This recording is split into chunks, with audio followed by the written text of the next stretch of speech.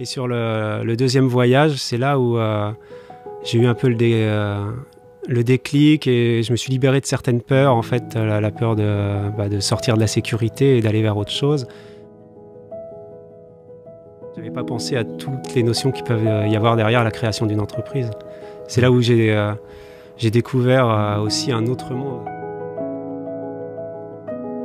On n'est pas une famille d'entrepreneurs, donc ça a amené des peurs qu'elle avait, en fait. Mais moi, comme j'étais clair dans ce que je voulais faire, ça ne m'a pas perturbé. Je continue mon road trip, mon tour de France des entrepreneurs libres. Et aujourd'hui, on est à Angers. Et je suis avec Alexandre Tonnelier. Et Alexandre, j'aime bien, je prends ma voix de radio là. Ouais. Et parce que je m'entends parler, c'est super de s'entendre parler. Et Alexandre, tu es dans la thématique du jeune. Ouais. Et aujourd'hui, tu gagnes ta vie principalement en organisant des stages de jeunes, c'est ça? C'est ça, ouais. Et évidemment, tu utilises beaucoup les outils du web pour te faire connaître, pour trouver des clients, pour organiser tout ça. Est-ce que tu peux commencer par me raconter un petit peu ton histoire? Comment t'en es arrivé à faire ça? T'as pas toujours fait ça? Non, c'est vrai, ouais. Donc avant, moi, j'étais dans l'informatique. Ouais. Donc rien à voir. Voilà, rien à voir. Je travaillais, mon dernier emploi, c'était sur un call center, en fait. Donc les gens appelaient quand ils avaient un problème informatique et puis on les dépannait à distance. Voilà, puis en fait, à la base, je pensais y rester qu'1 an dans cette entreprise. J'avais d'autres projets. Et puis, bon, j'ai rencontré ma compagne, en fait, et ce qui fait que j'ai décidé de rester plus longtemps sur Angers. Et mais en fait, au fur et à mesure que ça allait, je voyais que mon mental, ça se dégradait, que ça me plaisait de moins en moins. Enfin, qu'est-ce qui te plaisait pas dans ce métier? D'être enfermé déjà derrière un ordi toute la journée, la hiérarchie. Enfin, dans les call centers, c'est beaucoup par les chiffres. Enfin voilà, on est un peu des numéros. Pression, ouais. Ouais, la pression. Bon, après, j'arrivais à m'en dégager de cette pression, mais bon, c'était. Avec la méthode Wim Hof, tu faisais des exercices de respiration. À l'époque, je connaissais pas encore tout ça. Ouais. Mais non, bah, enfin, je me détachais un peu aussi du jeu qui peut jouer, les jeux de pouvoir, des fois en entreprise. Voilà, je voyais ça avec du recul. Mais bon, enfin, je voyais que je m'épanouissais pas. Et puis ma compagne, en fait, elle est ostéo. Elle me disait, mais elle me comprenait pas. Elle me disait, mais je comprends pas que tu fasses un truc qui te plaise pas, en fait. Parce que elle, c'est sa passion. Ouais, voilà, c'est un métier passion. Et elle comprend pas les gens qui font pas ce qu'ils, enfin, des métiers passion, quoi. Et donc, en fait, c'est surtout, on a fait des voyages pendant que j'étais dans cette boîte. En fait, il y a des moments, je me disais, bon, là, je vais leur demander un congé sans solde. Et s'ils veulent pas, je démissionne. Donc, j'en ai demandé un premier qui avait été accepté. On était parti 3 mois en fait en Asie. Ouais. Puis je suis revenu. 1 an se sont passés, j'étais resté. Puis je me suis dit, on avait envie de revoyager. Je fais, je vais refaire la même chose. Je me disais, bon, ils vont peut-être pas accepter une deuxième fois. C'était un peu chercher l'occasion à partir, quoi. Et ils ont accepté à nouveau. Donc cette fois-ci, on est parti 2 mois et demi en Colombie. Et à chaque fois pendant ces voyages, je voyais bien, non mais faut que je me disais, mais il faut que je fasse vraiment autre chose. Et sur le deuxième voyage, c'est là où j'ai eu un peu le déclic et je me suis libéré de certaines peurs, en fait, la peur de sortir de la sécurité et d'aller vers autre chose. Au début, je savais pas vers quoi aller. Et en fait, le jeune, c'est ma compagne, tu vois, ma compagne, elle m'a emmené sur plein de nouvelles choses. Ouais. C'est elle qui avait testé à une époque pour découvrir. Elle m'avait dit, Alexandre, est-ce que tu veux venir jeûner? Puis moi, à l'époque, je lui fais, prendre une semaine, là, non, ça me parle pas du tout, c'est bizarre. T'étais déjà intéressé par l'aspect santé? C'était quoi qu'est-ce qui a fait que tu as fini par dire, allez, vas-y, on le fait, et tu as commencé à t'y intéresser? Ben justement, c'est quand elle est partie jeûner, au début, j'étais pas du tout intéressé. Elle est partie, on s'est appelé pendant son séjour. Et ce qu'elle me disait, ça m'a surpris, en fait. Elle me parlait que déjà, c'était super intéressant, qu'elle rencontrait des gens chouettes. Moi, je me faisais une image un peu, que ça doit être des gens un peu bizarres qui font ça. Que des gens se guérissaient de certaines pathologies grâce à ça, ou amélioraient leur santé. Ce qui était un peu l'opposé de ce que je pouvais imaginer, en fait. Donc, j'ai fait beaucoup de recherches sur Internet. J'ai regardé des témoignages, des reportages. Et le documentaire d'Arte, je ne sais pas si tu l'as vu. Ouais, il est fascinant. Voilà. Et ça a éveillé quelque chose en moi. Et donc, quand j'étais pendant ce voyage, je me suis dit, en fait, il faudrait peut-être que j'aille vers quelque chose qui avait éveillé une passion ou quelque chose en moi, un intérêt très fort. Et donc là, je me suis dit, bon, bah, je vais rentrer, j'ai quitté mon boulot, je vais aller me former au jeûne et commencer à jeûner, en fait. J'avais pas encore jeûné. Ça, tu venais de découvrir le jeûne, donc tu t'es dit, en fait, très vite, allez hop, c'est une occasion de commencer une nouvelle vie. Ouais, voilà, je me suis dit, au lieu de faire comme je faisais avant des choix par défaut ou mental, bon, l'informatique, je savais que j'allais trouver facilement, il y a du boulot. Je me suis dit, non, je vais y aller, qu'est-ce qui m'avait vraiment parlé dernièrement? Et donc là, bah, ouais, c'était le jeûne, et je me suis dit, bon, bah, je vais aller dans cette direction. Et puis je vais voir, même si c'est pas ça, ça va peut-être m'ouvrir des nouvelles portes que j'aurais pas soupçonnées avant. Bon, après, il s'avérait que le jeûne, ça m'a passionné, que l'accompagnement, de voir des gens faire ça, je me visualisais très bien dans cette position-là. Et donc, voilà. Le fait d'accompagner des gens, de rassembler du monde, c'était pas quelque chose qui te faisait peur, au contraire, c'était quelque chose que tu te voyais faire? Ouais, bah, j'avais remarqué ça aussi. En fait, l'informatique, derrière un ordinateur toute la journée, pendant les voyages, tu es au contact de plein de gens. Ouais. C'est super intéressant, je me disais. Ouais, j'avais besoin d'un contact humain plus fort, en fait. Donc, tu pars en voyage, tu te découvres une nouvelle passion, et en rentrant de voyage, tu te dis, je vais poser ma démission. Ouais. Et moi, j'avais besoin de couper, en fait, avec ce que je faisais avant. J'avais besoin de me dire, j'arrête et je pars sur quelque chose d'autre. Et à l'époque, est-ce que tu avais... Alors, c'était à combien de temps, ça? Maintenant, c'est 4 ans, 3-4 ans, ouais, 4 ans, je pense. Et est-ce que tu avais un plan précis pour savoir comment tu allais faire pour gagner ta vie avec cette nouvelle passion à ce moment-là? Non, j'avais pas de... Enfin, je savais que les gens dans le jeûne, enfin, l'accompagnement de jeûne, il y a des gens qui organisent des séjours. Je me disais, je vais essayer Enfin, je vais faire ça, quoi. Mais j'avais pas pensé à toutes les notions qui peuvent y avoir derrière la création d'une entreprise. C'est là où j'ai découvert aussi un autre monde. En fait, c'était un processus en 2 ans. La première année, je me suis formé aux jeunes. Et la deuxième année, j'ai monté l'entreprise et créé un peu le... D'accord. Comment tu t'es formé aux jeunes? Alors, il y a une fédération qui s'appelle la Fédération francophone de jeunes et randonnées, voilà, qui regroupe des organisateurs qui justement, qui sont formés à l'accompagnement. Donc, il y a une école de naturopathie à Paris. Mais cette année, ils ont repris ça en interne. Donc, voilà, il y a une formation spécifique à comment on accompagne des gens qui jeûnent et qu'est-ce qui se passe dans le corps, comment on accompagne pour l'après-jeûne aussi, la reprise alimentaire, etc. Et donc, tu as passé 1 an à te former avec eux. Tu avais mis de l'argent de côté, j'imagine, pour pouvoir subvenir à tes besoins pendant cette année-là? Moi, en fait, je me suis fait licencier plutôt que démission, donc j'étais au chômage. Okay. Voilà, donc j'avais le chômage qui me permettait de subvenir à mes besoins. Et tu t'es pas... quelque part, ça t'arrangeait presque parce que tu t'es dit, bon, bah, c'est l'occasion, en fait, de me lancer. Oui, voilà, enfin, je m'étais mis volontairement dans cette position et je savais que j'avais ça qui me permettait de subvenir à mes besoins et je m'étais dit, allez, je tente ça, j'ai 2 ans. Ok. Et donc, tu avais le chômage, ce qui t'a permis de... Voilà, et après, je me disais, bon, si ça marche pas au bout de 2 ans, bon, bah, j'envisagerais peut-être autre chose. Super. Donc, première année, tu te formes. Ouais. Deuxième année, tu te lances. T'as commencé par quoi? Comment t'as mis en place tout ça? J'ai commencé par quoi? De réfléchir un peu sous quel statut faire ça, de aussi tout ce qui est par rapport à l'organisation, comment créer un site web, déjà comment on se fait connaître. Donc je suis référencé en fait sur cette plateforme qui regroupe les organisateurs, mais bon faut avoir son propre site web. Donc c'est moi qui ai monté mon propre site web avec j'ai utilisé mes connaissances en informatique et puis je me suis formé à ça en regardant des vidéos. C'est quoi, c'est un site WordPress? Ouais, voilà. Okay. Ouais. Et après je suis rapidement tombé sur des vidéos de marketing. Je me suis intéressé à ça, comment se faire connaître. Ouais. Parce que la fédération, elle amène des personnes, parce qu'il y a beaucoup de jeûneurs qui passent par le réseau pour se dire, tiens, où je vais aller jeûner. Mais après, je me suis dit, moi j'ai envie que mes stages se remplissent rapidement, il faut que je me fasse connaître. Donc là, j'ai découvert tout un monde, en fait. Comment tu as découvert ce monde-là Qu'est-ce que tu as cherché? Est-ce que tu as cherché un truc sur Google? Est-ce que tu es tombé sur un bouquin? Est-ce que c'est un ami qui t'en a parlé? Je t'avouerais, je sais plus du tout. J'ai dû commencer à voir des trucs sur Facebook. Puis après, quand la magie d'Internet, tu commences à regarder un sujet, voilà, tu tombes sur plein de créateurs. Un nouveau monde, ouais. Donc, et en fil en aiguille, je me suis intéressé voilà, beaucoup à la publicité pour commencer. En fait, je me suis dit comment pour se faire connaître rapidement, c'est genre pub Facebook. Ouais, Facebook et Google AdWords. Ok. Facebook, Google, l'avantage c'est que les gens ils sont un peu qualifiés quoi. Quand tu te positionnes sur séjour, jeune randonnée, les gens ils cherchent déjà ça.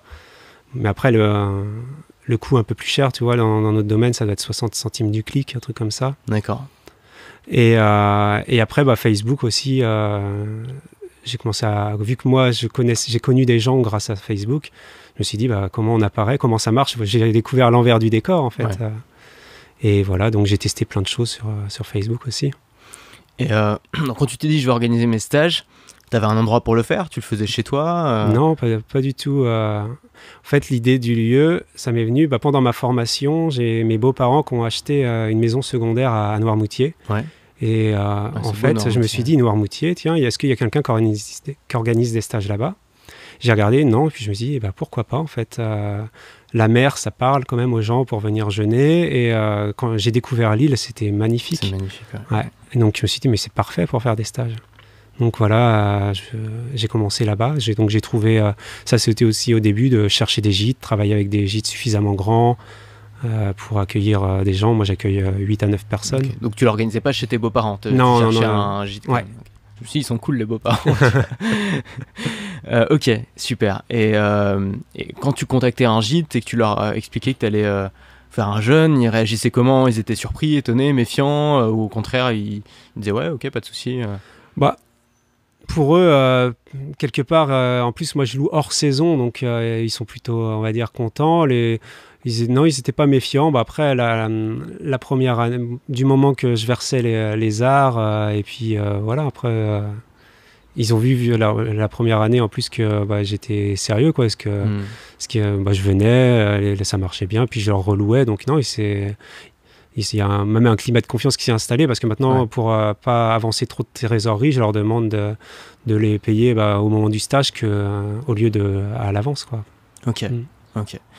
T'as tes premiers clients, comment tu les trouves, tes tout premiers clients?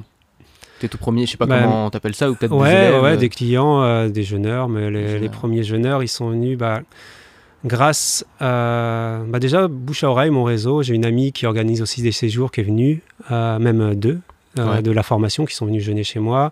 Des gens, moi j'ai participé aussi à des séjours de jeûne, hein. Donc et des gens qui savaient que j'allais faire ça, qui sont venus. Il y en a qui m'ont connu via la fédération, et puis aussi via la com que j'ai commencé à mettre en place. Donc pub Facebook, Google, j'ai fait aussi des conférences. Donc je faisais une publicité sur Facebook qui disait je fais une petite conférence pas très loin dans une petite salle. Et puis, donc des conférences en présentiel? Ouais, ça m'a permis de travailler aussi comment parler devant des gens, quoi. Ouais. Avant, c'était pas une compétence que j'avais, donc ça me rassurait. Je me dis, je parle devant 10 personnes, et puis ça m'a entraîné à parler du sujet. Et puis dernièrement, maintenant, je fais des conférences dans des salons, des fois devant 80, 100 personnes. Ouais. Et alors, je pense que c'est une question que beaucoup de gens peuvent se poser, surtout les gens qui connaissent pas trop ça. Ils disent, ok, le principe du jeûne, c'est tu manges pas. Ouais. C'est tout, globalement. Ouais. De base. Qu'est-ce que vous faites pendant ce stage? Est-ce qu'il y a des activités? Est-ce qu'il y a des trucs? À quoi ça sert en fait d'aller à un stage pour juste ne pas manger? C'est ça, c'est une très bonne question, parce qu'on peut se dire au début, mais en fait, il y en a beaucoup d'ailleurs, c'est la première chose qu'il dit, mais payer pour pas manger. En fait, non, les gens, pas manger, tout le monde peut le faire chez soi, c'est simple. Ouais.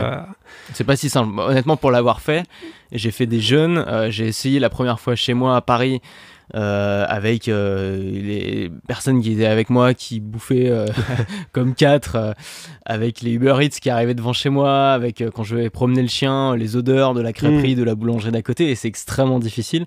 Et ensuite je l'ai refait du coup avec un ami qui le faisait avec moi à la campagne. On avait loué une maison à la campagne, on s'était un peu isolé, et déjà c'était nettement plus simple.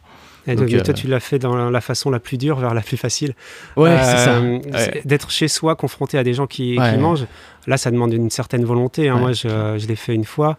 Ça demande d'être vraiment clair avec pourquoi on le fait. C'est pas évident, effectivement. Et d'ailleurs, c'est pour ça que c'est beaucoup plus facile de se retirer de son environnement. En plus, ça apporte d'autres bénéfices par rapport au fait que tu t'extrais de tes habitudes.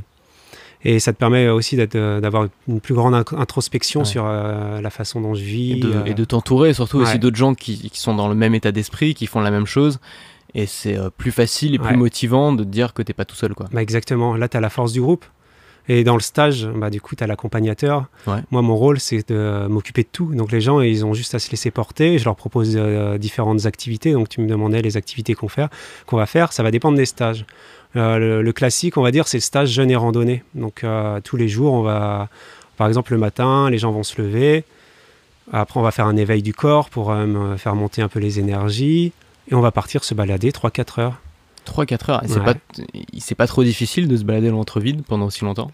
Non, tu vois, on fait pas ça à un rythme effréné, on va dire. On y va à un rythme cool. En 3-4 heures, on fait 8 à 10 km, D'accord. voire 12. Ça dépend des groupes, des énergies de groupe, mais on se fait des pauses, donc c'est plutôt... Non, ça se fait bien. Et d'ailleurs, c'est ça qui est intéressant, c'est entre ce qu'on pense qui va se passer et ce qui se passe réellement, il y a une grande différence. Il y a beaucoup de gens, avant leur premier jeûne, ils pensent que ça va être difficile. Et en fait, quand on le fait, c'est beaucoup plus facile qu'on ne l'a imaginé. Je sais pas, toi, comment tu as ressenti Pour moi, je vais être honnête avec toi, pour moi, c'était vraiment difficile. Hmm. Le plus long jeûne que j'ai fait, donc j'ai dû en faire 2 ou 3, le plus long jeûne que j'ai fait, c'était 4 jours à la campagne, avec cet ami qui était dans le même délire que moi. Et pour moi, c'était vraiment difficile. J'ai eu super faim. Ouais. Et en même temps, j'avais pas l'habitude, tu vois, je le faisais pas souvent. Et en fait, l'erreur aussi que j'avais fait, c'est que avant de partir, je m'étais empiffré en me disant faut que je fasse des réserves. Et après, j'ai appris qu'au contraire, il valait mieux habituer son corps en baissant les rations avant de se lancer. Donc je pense que c'est en partie pour ça que ça a été vraiment difficile. Donc du coup, je l'ai pas refait après parce que ça m'est arrivé de faire des jeûnes intermittents, mais j'ai pas refait des jeûnes de plusieurs jours parce que pour moi, c'était vraiment dur. Mais je sais que par exemple, pour mon pote qui est venu avec moi, c'était beaucoup plus simple. Lui, il a apprécié, il l'a refait depuis. Mais c'est très mental, en fait, l'expérience du jeûne. Et moi, ça m'arrive régulièrement d'avoir des jeûneurs qui avaient commencé à essayer chez eux. Et en fait, quand ils viennent faire une semaine en groupe, ils me disent, mais en fait, c'est tellement plus facile. Ouais. Parce qu'il y a le côté réassurant de l'accompagnateur. Et puis moi, je vais mettre en place des activités qui font qu'on soit va être occupé ou on va réfléchir sur ces aspects qui peuvent venir. Des fois, la faim, quand elle reste dans le jeûne, c'est qu'il y a quelque chose d'émotionnel souvent. On a un petit peu faim les 2 premiers jours, mais normalement, on n'a plus faim après. D'ailleurs, il y a une étude l'année dernière qui est sortie dans les cliniques Buchinger. C'est des cliniques en Allemagne où ils accompagnent des gens qui viennent jeûner. Et ils mettaient 93% des personnes n'expérimentaient pas la faim en fait pendant un jeûne. Ok. Moi, pendant les 4 jours, j'ai eu faim. Et je dormais mal la nuit. Ouais, ça c'est classique aussi. Ça c'est classique, ok, donc t'invites les gens, ça dure combien de temps les stages? Une semaine? Une semaine, ouais. Une semaine, ok, jamais plus. J'ai des formules de week-end. C'est déjà beaucoup une semaine. Une semaine, ça peut être plus. J'ai des fois des gens qui viennent 2 semaines quand j'ai 2 séjours d'affilée. Mais t'en fais tous les combien à peu près? Moi, je fais ça un peu en mode saisonnier. Ouais. C'est-à-dire, souvent, je commence des stages vers février, où là, j'en fais 2 par mois jusqu'à peu près juin. 2 par mois. Voilà. Tu jeûnes toi aussi en même temps? Non, moi, je jeûne pas quand j'accompagne. Parce que 2 par mois, du coup, ça fait... Ça ferait beaucoup. Ça ferait beaucoup. Puis le jeûne, pour moi, c'est vraiment un moment où tu fais une pause.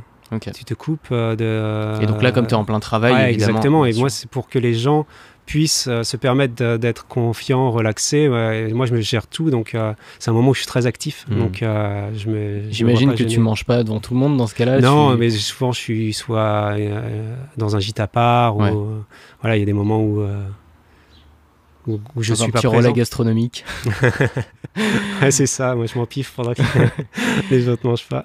Ok, non, bah, ça me rassure quand je disais, s'il fait la semaine de jeûne en même temps et que en plus c'est le moment où il est à fond au niveau travail, respect quoi. Ok, donc tu fais ça 2 fois par mois, pas tout le temps mais par période, c'est ça. Il y a combien de personnes à peu près qui viennent à ces stages?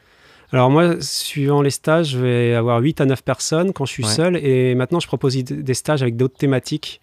Où on va aller justement voir plus le côté spirituel, émotionnel que peut amener le jeûne. Donc par exemple, je travaille avec une personne où on fait jeûne et mémoire cellulaire, jeûne et yoga et méditation par exemple. Donc là, on accueille jusqu'à 14 personnes parce qu'on est 2 intervenants. Comment ça se passe? C'est une formule tout compris? Ouais, les gens, choisissent soit chambre individuelle ou chambre double, donc qui partagent avec quelqu'un d'autre, soit quelqu'un qui connaissent ou qui ne connaissent pas. Et voilà, c'est tout compris. Donc les tarifs, ça commence à partir de 590, par exemple sur l'île de Noirmoutier en chambre double. Puis j'ai des séjours en chambre individuelle et ça peut aller jusqu'à 850. D'accord, ok. Donc tu dis 8 à 10 personnes, c'est ça à peu près? Plus c'est trop, ce serait trop? Après, moi j'aime bien des petits groupes pour... y a quelque chose qui se crée aussi. Ouais, je suis assez d'accord. Après, dire que plus c'est trop, non, ça dépend aussi de l'accompagnateur, de la personne, comment tu arrives à gérer un plus gros groupe et à créer des moments plus intimes, etc. T'es tout seul avec eux ou il y a quelqu'un qui t'aide? Quand je suis je suis tout seul quand j'ai des groupes de 8 à 9 personnes et je fais des fois intervenir des gens, donc des fois je peux avoir quelqu'un qui vient faire une présentation sur une des balades ou qui vient faire un atelier le soir, ou ma compagne, elle se forme dans l'herboristerie aussi, qui vient leur faire un petit atelier, mais c'est moi qui organise tout et qui gère le groupe le reste du temps. Ouais. T'as des clients qui reviennent régulièrement? Alors, j'ai quelques clients qui reviennent régulièrement. Et après, dans le jeûne, en fait, c'est des gens qui vont... Une fois qu'on a commencé, qu'on en voit les bienfaits, c'est quelque chose qu'on va souvent refaire. Et il y a des gens qui aiment bien aller découvrir des nouvelles régions ou d'autres organisateurs. Donc, ça m'arrive très régulièrement d'avoir des jeûneurs plutôt qu'on jeûnait dans d'autres centres, en fait. D'accord. Et qui, via le réseau, notamment de la FFJR, qui disent, tiens, cette année, j'irais bien à Noirmoutier, par exemple. D'accord, ok. Donc, il y a un réseau qui vous liste tous, et donc la personne peut aller sur ce réseau. C'est un site web en fait. Ouais, voilà, t'as une carte avec tous les organisateurs où ils sont. Et tu peux sélectionner par les dates. Donc pour être listé sur cette carte, il faut avoir fait la formation avec eux, c'est ça? Voilà, fait la formation, avoir suivi un module de premier secours. Il y a une charte aussi à laquelle on répond, donc on propose des jeûnes de type Bushinger. C'est une forme de façon de jeûner. Bon, après, on peut proposer aussi des jeûnes hydriques, si des gens veulent jeûner qu'à l'eau, mais on propose aussi Bushinger. Voilà, que c'est pas... il y a une charte à respecter. Ok. Aussi pour en faire partie. C'est quoi, par exemple, un critère, par exemple, à respecter? Par exemple, là, c'est le réseau Jeûne et Randonnée qui a la randonnée aussi comme activité, par exemple, que c'est pas du jeûne religieux non plus, voilà. Ok. Donc t'as commencé quand ça? Il y a 2 ans, 3 ans? 3 ans, ouais. Ok. Ouais. Et depuis, donc tu fais ça chaque année depuis 3 ans? Ok. Et tes clients, tu les trouves donc via les campagnes de pub que tu mets en place? Qui viennent de partout, ouais. Enfin, comme je te disais, le réseau, le listing, le réseau, etc. Et aussi, la première année, j'ai fait un truc qui était pas mal, c'était j'ai contacté des médias. Ouais. Et donc j'ai eu un article dans le Courrier de l'Ouest, donc c'est un journal qui est assez populaire dans le coin, et j'ai fait la une en fait, donc ça m'avait permis de me mettre en avant. Et en plus, c'est eux qui t'ont contacté? Non, c'est moi qui l'ai. Comment t'as fait? Moi j'ai pris le mail, j'ai envoyé un mail, bonjour, je lance une nouvelle activité, etc. En fait, j'étais tombé un jour ma mère, elle achète ce journal, j'étais tombé dessus, il présentait un entrepreneur qui se lançait. Je me disais, mais en fait, oui, c'est une bonne idée. Et maintenant, je me resserre de cet article. Par exemple, sur Facebook, des fois, je vais faire une publicité en mettant en avant cet article. Ouais. Les gens viennent sur mon site, et puis même maintenant, je mets à la fin, si vous voulez en savoir plus, laissez-moi votre mail. C'est là où j'ai commencé à intégrer les techniques un peu marketing, parce qu'avant, moi, je n'avais pas d'endroits où les gens laissaient leur mail sur mon site. Et après, je me suis dit, mais en fait, j'ai des milliers de visites. Tu vois, il y a des gens qui peuvent être intéressés. Et c'est là où ça m'est venu, mais il y a peut-être des gens qui sont intéressés, les dates ne conviennent pas, mais en fait, ces gens-là, ils partent. Alors, j'ai commencé maintenant à mettre sur... Ils sont peut-être intéressés l'année prochaine ou exactement. Ou la prochaine saison, quoi. Sur la plupart des pages de mes séjours, maintenant, je mets, la date ne vous convient pas, laissez-moi votre message, je vous avertirai du prochain séjour. Et j'ai régulièrement maintenant des gens qui s'inscrivent comme ça aussi. Ok. Donc je récapitule, tu as contacté un petit journal local, parce que tu as vu qu'ils avaient déjà fait des portraits sur des entrepreneurs. Tu as renvoyé un mail pour expliquer ce que tu faisais, ça les a intéressés, ils sont venus, ils ont filmé, ils ont voilà, il est venu interviewer, je dis voilà, j'organise un séjour telle date, vous êtes les bienvenus. Et puis voilà, le journaliste il m'a contacté, puis voilà, c'était un bon entretien avec les jeûneurs. Et donc, et puis il a fait l'article et puis apparemment ça a plu dans la rédaction, ils en ont fait quelque chose. Et donc ce que tu as fait après avec ça, c'est que tu as réutilisé l'article qui était posté sur leur site aussi, et tu as fait de la pub. Même j'ai scanné. Ah d'accord, donc aussi j'ai pris la photo, tu l'as mis sur ton site. Oui, j'ai récupéré le texte en mettant les photos. D'accord.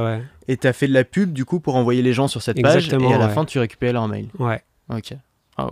Ou je fais du remarketing des fois aussi. Maintenant, j'ai découvert ces techniques. Des fois, des gens qui sont venus sur mon site, je peux faire leur envoyer ça pour ils voyaient tiens, il a été dans le journal, un peu pour rester dans mettre un peu une sorte de crédibilité. Et puis j'ai fait la même chose. J'ai réussi à faire venir une télé locale qui s'appelle TV Vendée sur Noirmoutier. Bon, pareil, j'ai pas eu de chance, ils sont venus un jour où il faisait super moche, donc on voit pas les belles images de Noirmoutier, mais c'était quand même assez intéressant parce que c'est un article, enfin c'était pas un article plutôt, mais une petite émission ça dure 2-3 minutes, qui est paru dans le JT de TV Vendée. Donc ça m'a amené personne. Mais maintenant, j'ai récupéré la vidéo et pareil, je l'ai mis en avant. Et puis sur Facebook, ça coûte vraiment pas cher de mettre en avant des vidéos.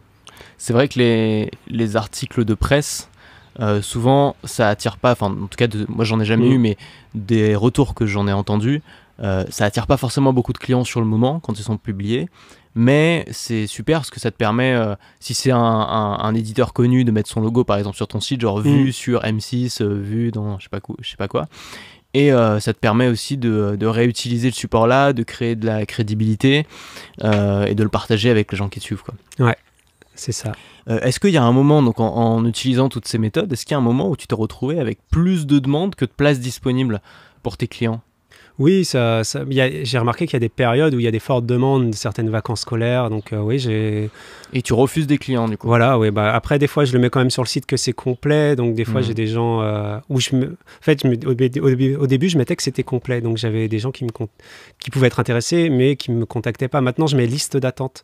Comme ça, j'ai déjà eu des désistements, ce qui me permet au cas où. De dire, en fait, il y a une place qui s'est libérée. Puis en même temps, ça me permet d'avoir des gens qui étaient intéressés. Ouais. Mais qui ne pouvaient pas, mais qui pourront être intéressés peut-être l'année d'après ou dans 2 ans. Tu construis une liste email ultra qualifiée, tu peux recontacter les gens plus tard, à des saisons par exemple où il y a moins de monde peut-être dans les stages. Oui, ou après l'hiver. Ou alors des fois c'est comme je te disais, les gens des fois ils jeûnent régulièrement, donc après si c'est pas cette année, peut-être que ce sera l'année d'après ou dans 2-3 ans. Et ça me permet d'avoir des gens dans la boucle où je leur propose. Et quand tu t'es rendu compte que ça marchait bien, que tu avais plus de demandes que de places, est-ce que tu t'es dit tiens, je pourrais créer peut-être d'autres types de produits, au hasard des formations. Est-ce que tu as envisagé de le faire ou pas ? Alors, ou c'est pas ton truc, parce qu'après il y a des gens aussi, c'est juste ils aiment pas ça, ils préfèrent le contact humain. En fait, l'idée de la formation, c'était pas quelque chose auquel je pensais à une époque. Mais je te suis un peu, donc il y a des choses qui sont mises en place par rapport à ça. Et puis le confinement a fait que je ne pouvais plus organiser mes séjours. Et c'est là où je savais qu'il y avait quelqu'un qui proposait déjà des formules en ligne. Et c'est là où je me suis dit pourquoi pas, éventuellement un jour faire ça. Et puis aussi, j'ai une autre idée qui m'est venue, c'est mais les gens, ils viennent jeûner. Donc il y a la semaine, il y a les activités. Puis moi, je leur apporte quand même pas mal de connaissances sur comment... améliorer son hygiène de vie au quotidien après. Et je me suis dit, mais comment je pourrais mieux les accompagner pour après ? Et c'est là où je me suis dit, mais pourquoi pas en fait faire des formats vidéo de ça ? Et je me suis dit après, et pourquoi pas réutiliser ce contenu que je créerais pour améliorer quelque part l'expérience de mes clients, mais pour quelque part en stand-alone pour d'autres gens qui seraient intéressés par des thématiques de la santé en fait, parce qu'au final, il n'y a pas besoin de jeûner pour être intéressé à comment améliorer son hygiène de vie, quoi. Donc créer du contenu. Voilà. Aujourd'hui, t'en crées pas encore du contenu ? Non, pas encore. Enfin, du coup, pendant le confinement, j'ai quand même mis en place, quand j'ai vu que ça, au début, comme ça s'est passé par étapes, 3 semaines, je me suis dit, je referai mes séjours en avril, etc. Et puis, il y a un moment, quand j'ai vu que avril, j'ai dû annuler. Et mai, j'allais devoir aussi annuler. Je me suis dit, j'ai essayé quand même quelque chose. J'ai contacté ma liste. J'ai dit, j'organise un jeûne à distance. Je vous accompagne. Le soir, on fait... bonne idée, ouais. Le soir, on fait une petite réunion tous ensemble. Sur Zoom ou... Ouais. J'ai utilisé Whereby. Ouais, ok. Et on se réunit. Et moi, je vous donne du contenu la journée pour un éveil du corps, des relaxations, etc. Et ça, du coup, j'ai eu des gens qui gratuitement. étaient motivés. Je leur ai proposé prix libre. Ok. Au début, j'avais mis un prix. Donc ils donnent ce qu'ils veulent. Ouais. Okay. Mais bon, ça a été un peu biaisé parce qu'au début, j'avais commencé à mettre un prix et en fait, j'ai vu que ça me mettait une certaine pression de mettre et que je savais pas ce que j'allais pouvoir vraiment leur proposer. Donc, je me suis dit, je vais mettre prix libre comme ça. Pour commencer, ouais. Et puis on verra, on va voir si les gens sont prêts à payer. Les gens ont payé un peu ou pas ? Ouais. Bah après, en plus, c'était on va dire 80%, c'était des gens qui étaient déjà venus jeûner avec moi. Ouais. Okay. Donc, et puis, je leur ai proposé un truc qui leur a plu. En fait, moi, j'avais été tourner des vidéos au cabinet de ma compagne. Pour l'éveil du corps, j'avais des relaxations, etc. J'avais récupéré aussi du contenu sur YouTube, d'informations, des reportages intéressants à regarder pour qu'ils puissent aussi la journée s'occuper. Puis il y en a, en fait, ils ont décidé de jeûner en travaillant. Parce qu'en fait, ça s'est fait au final, vraiment à la sortie du confinement. Ouais. Voilà, donc c'est cette formule. Et donc, non, là, les gens, ils ont été ravis. Pour la plupart, ils ont pensé que ça aurait été plus difficile qu'ils ne l'auraient pensé d'être à distance. Et c'est là où, en fait, on voit vraiment que le jeûne, c'est quelque chose de mental. Parce que quand on se prépare dans les conditions dans lesquelles on va être, souvent, ça se passe bien. D'accord. Mais il y a la préparation qui se fait. Et en fait, ça, c'est mon travail aussi, d'être là et de mettre les gens en confiance, de les amener, leur amener les éléments nécessaires pour que ça se passe bien. Ok. Toute la partie mentale, ouais, c'est le plus important pour toi. Ouais. Ok. Ouais, et c'est quoi, par exemple, un exercice pour se préparer mentalement ? Alors, mais rien que faire la préparation alimentaire. Toi, tu me disais que tu étais quelque part goinfré sur ta préparation. Mais en gros, c'est un peu peut-être une sorte de peur ou de dire, oui, comme il faut que je fasse des réserves. Enfin, il faut voir de là où ça part. Sinon, on se dit, comment se préparer ? En fait, c'est de savoir que s'informer sur le jeûne et que c'est un processus naturel, que les choses et que quand on se prépare, en fait, la préparation alimentaire, on va enlever des catégories d'aliments petit à petit et quelque part, on prépare déjà le cerveau à ce qui va se passer. On se met déjà dans cette dynamique. Donc c'est pas un exercice spécifique à faire, mais rien que se mettre dans cette démarche, ça fait qu'on s'y prépare. Alors j'imagine que ta femme t'a soutenu sur ce projet, puisque c'est elle qui t'a encouragé à t'intéresser aux jeunes. Le reste de ta famille aussi, globalement, t'as eu plutôt des encouragements quand t'as annoncé que t'allais faire ça ? Alors, en fait, j'ai souvent fait des choix un peu décalés, donc c'était un peu... ma mère, ça lui a généré de l'inquiétude un peu. Ouais. Du coup... pour elle, le CDI, c'est un peu la sécurité de l'emploi. Ouais. On n'est pas une famille d'entrepreneurs, donc ça a amené des peurs qu'elle avait, en fait. Mais moi, comme j'étais clair dans ce que je voulais faire, ça ne m'a pas perturbé. Mais ouais, non, elle était plutôt inquiète. Elle te l'a pas transmis, cette inquiétude ? Non, mais et puis après, je la rassurais. Et puis, je lui disais, moi, après, si ça ne marche pas, j'étais confiant. Et dans toute ma vie, j'ai réussi à trouver... que ce soit l'été des jobs d'été facilement, ou tout ça s'est bien déroulé. Donc, je lui disais, au pire, c'est pas grave, enfin, je retrouverai autre chose. Ok. Et globalement, quand tu t'es lancé, alors je parle de cette thématique en particulier, c'est une thématique qui n'est pas encore parfaitement reconnue par la médecine traditionnelle, etc. Il y a encore des débats, etc. Il y a des gens qui pensent que c'est dangereux, même s'il n'y a pas vraiment de preuve qui va dans ce sens-là, mais est-ce que tu as eu des retours négatifs ou des gens qui t'ont mis un peu la pression ou des gens qui ont essayé de te décourager ou des choses qui auraient pu te perturber, voire te faire abandonner ? Non, du coup, non, j'ai pas été confronté à ça, en fait. Okay. À l'inverse, en fait, quand tu rentres plus dans certains milieux, non, c'est plutôt, les gens, ils étaient plutôt des fois enthousiastes, quoi, de ce que j'allais proposer, ouais. Ok.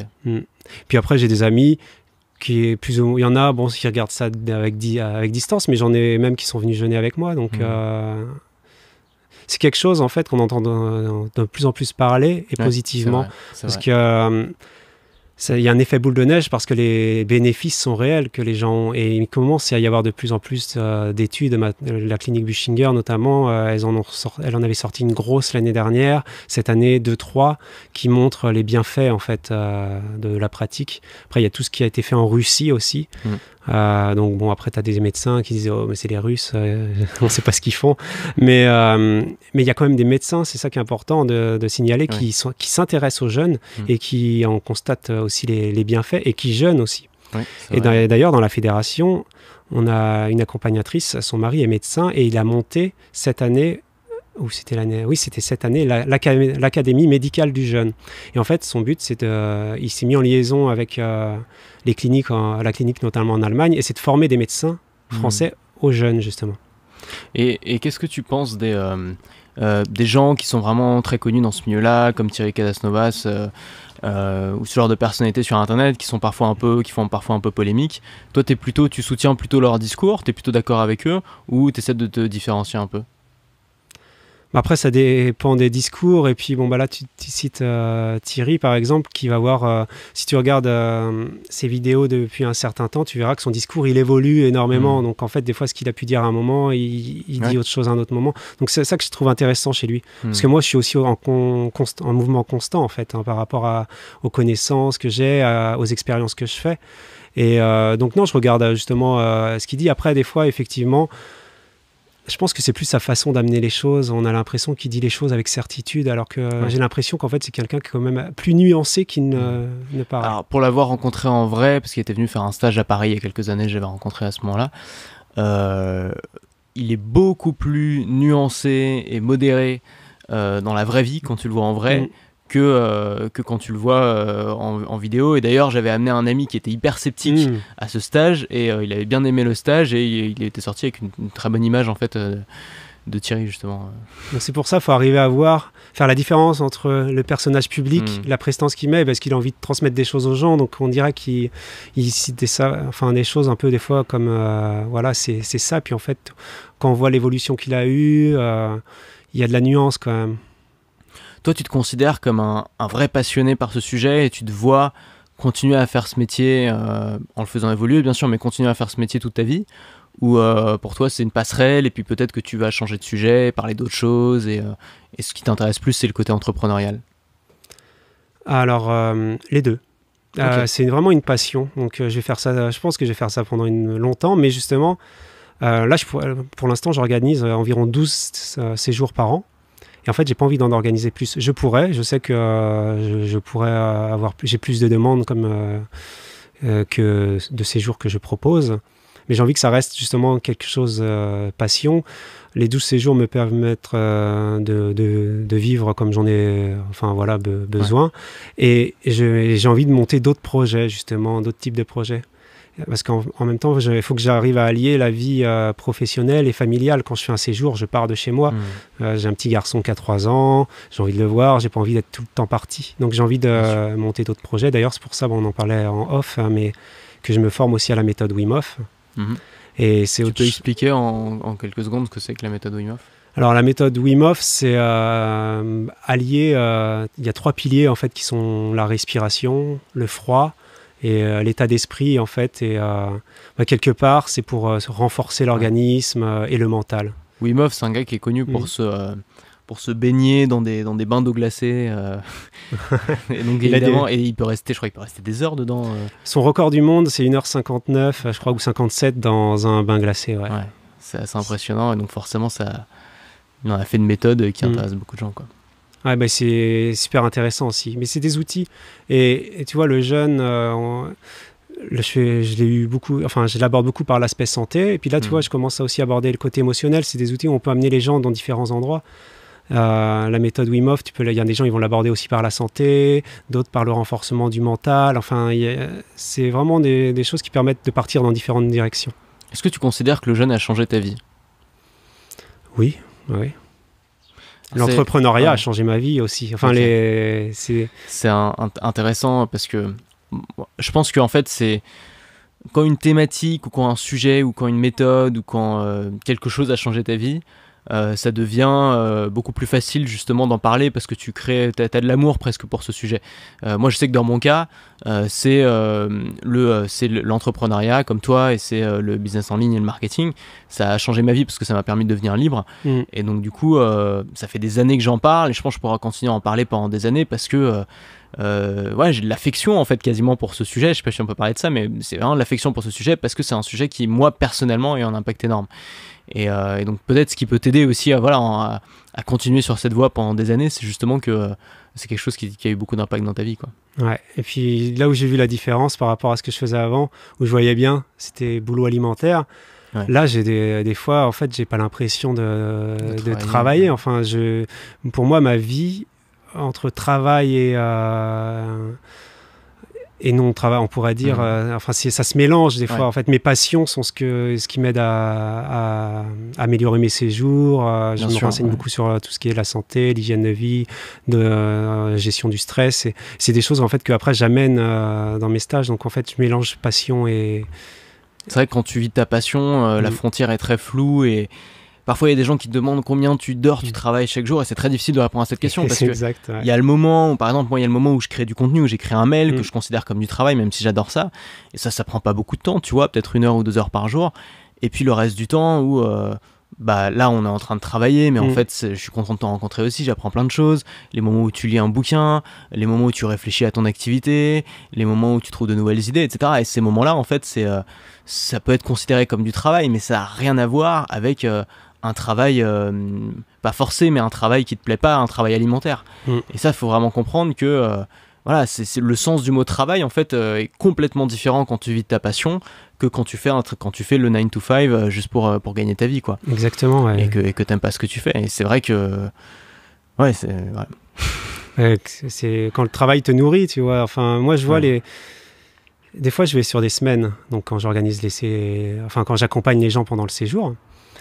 Et donc, je vois que ça me ressource, en fait. Des fois, j'ai limite plus d'énergie. Et c'est la période où je travaille le plus, parce que le matin, je commence tôt et je termine assez tard le soir, même si j'ai un peu de pause l'après-midi.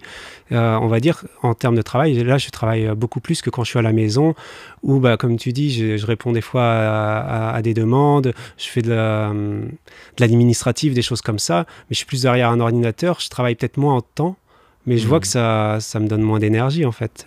Ouais. Et effectivement, les temps, je me forme quand même pas mal en parallèle et effectivement, ça se mélange, c'est du travail, mais c'est du plaisir aussi, ce temps de formation. Alors, je pense que ton histoire va être utile pour tous les gens qui sont pas forcément super à l'aise avec... Il y a beaucoup de gens en fait qui par exemple aiment pas du tout créer des formations en ligne, donc créer des formations vidéo, etc. parce qu'ils ont personne en face d'eux et ça les met mal à l'aise. Et parfois ces mêmes personnes sont d'excellents coachs, ont l'habitude d'accompagner les gens un par un et pour eux ça fonctionne très bien. Et ça prouve, ce que tu fais, ça prouve que y a d'autres manières de vivre de sa passion, de bien gagner sa vie, même en bossant partiellement sur le web, parce que tu utilises quand même énormément les outils d'internet, sans forcément dématérialiser tout, et en continuant à avoir un rapport humain, et en organisant des stages, en organisant des rencontres. Voilà, il y a plein de manières de faire les choses et moi je considère que tu vis autant de ta passion que moi et que tu es aussi libre que moi et que simplement tu le fais différemment et tu le fais d'une manière qui peut-être te correspond plus à tes compétences et à ton envie, à ta façon de bosser, quoi. Et si je pouvais rajouter aussi un truc en outil que j'utilise, que j'ai découvert, qui a changé aussi énormément de choses pour moi, c'est l'automatisation en fait. Ah ouais, Parle-moi un petit peu, tiens. Donc grâce à toi, j'ai découvert Oussama Ammar, en fait. Ouais. Et donc, coup d'État. Et je me suis inscrit à leur formation Anyone Can Scale. Ouais. Parce qu'il y avait des problématiques que j'avais et qui résonnaient, notamment quand j'organise un séjour. J'ai les gens qui s'inscrivent. Donc, quand ils s'inscrivaient avant, soit j'avais mis un petit formulaire en ligne, ou des fois, ils envoyaient même un bulletin d'inscription. Donc après, je réceptionne tout ça. Je faisais des copier-coller où je réécrivais dans des tableaux Excel. Après, je leur envoyais un mail, un autre, avec toutes les informations pour le séjour. Il y avait beaucoup de choses. Et tu as découvert Zapier. Zapier et Integromat. Ah, je connais pas ça. Ouais, c'est un autre outil aussi qui fait d'autres choses, un peu comme Zapier. Mais la même chose, on va dire, mais au niveau du business plan, en fait, je peux faire des plus longues chaînes sans avoir un plan qui est très cher, on va dire. Ouais, okay. Je te montrerai tout à l'heure. Mais en gros, oui, voilà. Et maintenant, les gens s'inscrivent et tout se fait automatiquement. Donc, ce qui pouvait me prendre des fois de l'énergie, surtout quand j'ai beaucoup d'inscriptions. Qu'est-ce qui se passe quand quelqu'un s'inscrit ? Quelqu'un s'inscrit. Pendant que toi, tu es en train de de prendre ton bain de soleil, non, de prendre ton bain d'eau glacée. Qu'est-ce qui se passe dans la magie du Et bien maintenant, ce qui se passe, c'est qu'ils s'inscrivent. Déjà, ils reçoivent un premier mail automatiquement, comme quoi ils sont bien inscrits. Okay. J'ai des données qui vont se mettre dans un Google Sheet, qui vont après se mettre dans Airtable. Ouais. Ça, des fois, c'était quelque chose que je faisais, c'est copier-coller, que je faisais des données manuellement. Là, ça se fait automatiquement. J'ai arrêté les bulletins d'inscription. Maintenant, si les gens veulent payer par chèque, ils m'envoient le chèque, mais maintenant, ils remplissent le même formulaire. Avant, je faisais des choses distinctes. Et quand je réceptionne ça, ou quand ils ont payé par carte bleue, par exemple, je coche une case. Quand je coche la case, ils reçoivent automatiquement le mail avec les infos pour le séjour. Et en fait, cette automatisation, le temps que ça m'a libéré, j'ai amélioré l'expérience utilisateur. Donc maintenant, ils reçoivent plus de mails un mois avant le séjour. Je vais leur envoyer un autre mail en leur précisant quelques infos qu'ils peuvent faire un mois avant le jeûne, si par exemple ils sont un peu fatigués ou stressés. Voilà, donc en fait, ça permet une meilleure personnalisation, mine de... Et c'est ça qui est paradoxal. Ouais. Tu utilises plus d'outils donc d'une façon où c'est plus un humain qui est derrière, mais ça te permet d'aller beaucoup plus loin dans l'améliorer l'expérience. Déjà. Et ça t'intéresse aussi, ça t'amuse de créer des automatisations? Ouais, ça m'intéresse, ouais. Ben, c'est le temps fou qu'on gagne au niveau de l'organisation. C'est ton passé d'informaticien qui remonte. Ouais, et puis ça me permet, ces outils, en plus, effectivement, dans l'informatique, on a l'habitude d'aller sur différents logiciels, donc pour moi, ça n'a pas été très dur de m'y mettre. Et je trouve ça intéressant de gagner beaucoup de temps pour, au final, derrière, j'ai plus de temps maintenant pour réfléchir, à me dire comment j'améliore ce que je propose. J'ai de l'énergie pour ça, au lieu de passer du temps à faire des copier-coller de mails ou même des fois d'oublier d'envoyer une information à un client, parce que quelquefois quand on a beaucoup de demandes, on peut oublier des choses. Là, les robots, hop, ils travaillent pour toi. Et puis, j'ai plus de temps pour me former, pour passer du temps en famille, en fait. Pour te dire, le janvier, pour moi, c'est un très gros mois parce que je fais beaucoup de com. Les gens s'inscrivent beaucoup pour la saison à venir. Et il y a une année, je me dis, mais en fait, ces mois-là, il faut que je garde beaucoup de temps. Et cette année, on est parti en Espagne. J'ai pris une demi-heure par jour pour gérer 2-3 trucs, les demandes clients par téléphone, etc. Mais en fait, j'ai pu être en vacances parce que tout se faisait autrement. Les inscriptions se géraient automatiquement. Je confirme ce que tu dis. C'est vrai que quand on passe 2 heures par jour devant un ordinateur à manipuler des données, il y a forcément quelque chose qui peut être automatisé. Et parfois, ça peut même faire le boulot de 1 ou 2 salariés à plein temps. Ça peut faire économiser beaucoup d'argent et beaucoup de temps, surtout quand on est indépendant. Et moi, j'utilise aussi pas mal d'automatisation. Bon, moi, c'est assez simple parce que tout est virtuel, tout est en ligne. Donc j'ai vraiment pas grand-chose à faire de ce côté-là. Et c'est quelque chose ça vaut le coup de se former là-dessus, au moins pour les bases. Ça vaut le coup, quoi. Ça va tellement plus vite. Et du coup, moi, ça m'a donné une idée. Pourquoi pas, plus tard, quand j'aurai un système vraiment bien rodé, de faire des formations pour des gens qui organisent et comment automatiser ça, en fait, leur apprendre à automatiser ce que je fais. En fait, moi, j'ai des collègues qui sont toujours en mode manuel, en fait.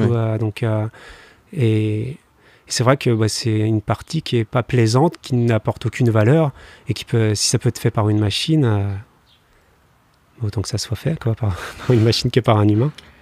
Ok, et écoute Alexandre, merci beaucoup, on a appris plein de choses. Est-ce que s'il y a des gens qui s'intéressent à tes stages, qui voudraient par hasard s'inscrire, est-ce que tu peux nous donner le moyen de te contacter? Alors pour me contacter, vous pouvez me trouver donc sur internet, mon site c'est Un Jeune Zen. Un Jeune Zen. Voilà, .fr. Et sinon Alexandre Tonnelier, Jeune Noirmoutier sur Google, vous me trouverez aussi comme ça. Ça marche, merci beaucoup. Moi, je continue mon voyage, je descends vers Bordeaux ensuite pour rencontrer 3 nouveaux entrepreneurs libres. Merci beaucoup de m'avoir accueilli ici, de m'avoir raconté ton histoire. Merci Antoine d'être venu, c'était un plaisir.